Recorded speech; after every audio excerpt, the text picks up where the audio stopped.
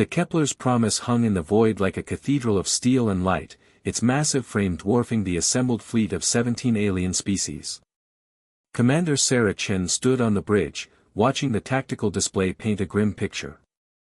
300 ships locked in brutal combat, tearing each other apart over a dispute that had started with trade routes and escalated into genocide.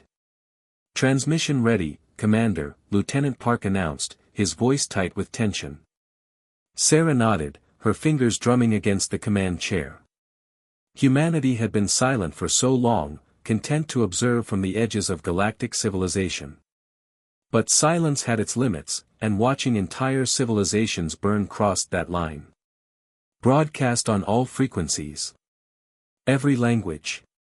Every dialect. The communications array lit up like a supernova, pushing out a simple message in 700 different linguistic patterns: cease fire. Withdraw. Or witness what humanity has become. For 3 seconds, nothing changed. Plasma bolts continued to streak through space. Ships exploded in brilliant flowers of destruction. Then, as if someone had flipped a cosmic switch, every weapon fell silent. The Valorian battlecruiser, bleeding atmosphere from a dozen hull breaches, powered down its remaining rail cannons. The Threx swarm fighters, notorious for their suicidal aggression, broke formation and retreated to minimum safe distance. Even the ancient Kresh dreadnought, which had been winning the engagement, went dark except for running lights. "Status?" Sarah asked.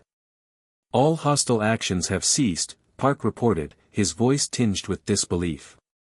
"They're waiting." Sarah pulled up the historical files on her personal display, scrolling through centuries of observation data. Humanity had emerged into a galaxy already ancient, already carved up into territories and alliances and blood feuds stretching back millennia. The young species had been advised, repeatedly, to choose a side. To align. To join the eternal struggle. Instead, humanity had built exactly one ship. The Kepler's promise had taken 80 years to construct. It consumed the resources of 4 solar systems.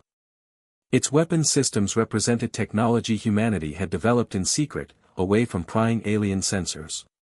And its arrival at any conflict had become something else entirely, a reminder. "Open a channel," Sarah commanded. Visual this time. Her image appeared on every screen in the Warzone. Not threatening. Not aggressive. Just tired. "You know the rules," she said quietly. "Humanity doesn't fight wars. We end them. You've all seen the recordings from the Sharon incident. You know what this ship can do. You know we don't bluff, and you know we don't choose sides." On the tactical display, Sarah watched ships begin to maneuver, creating distance from each other while maintaining cautious positions. The Valorian commander opened a channel, his translator rendering his clicking speech into flat English. The Threx violated treaty protocols. They must face consequences. Before Sarah could respond, the Threx Queen's avatar materialized. The Valorians broke faith first. "We defended our colonists." "I don't care," Sarah interrupted, her voice cutting through the beginning of another argument. "I don't care who started it. I don't care about your 1,000-year-old grievances. I care that you're about to commit mutual extinction over shipping lanes." She leaned forward in her chair. "Here's what happens now. You withdraw. You accept arbitration. And you remember that humanity is watching. Always watching. And we remember which species can be reasoned with and which ones can't." The threat hung unspoken but clear. The Sharon incident had demonstrated humanity's capacity for absolute destruction when pushed. An entire armada erased in 17 minutes. Not scattered. Not defeated. Erased, down to the last escape pod. "Compliance confirmed," the Valorian commander said after a long pause. "Agreed," the Threx Queen added reluctantly.